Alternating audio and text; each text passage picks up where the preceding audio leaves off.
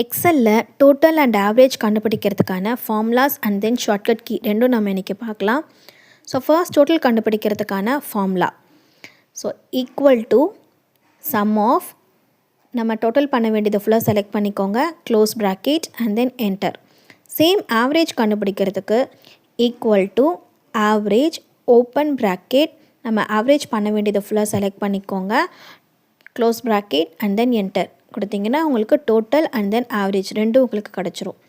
So இப்போ நம்ம shortcut key பார்க்கலாம். டோட்டல் கண்டுபிடிக்கிறதுக்கு டேபிளில் வந்து இந்த டோட்டல் காலமோட செலக்ட் பண்ணிக்கோங்க, பண்ணிவிட்டு ஆல்ட் ஈக்குவல் டு கொடுத்தீங்கன்னா உங்களுக்கு டோட்டல் கிடச்சிடும்.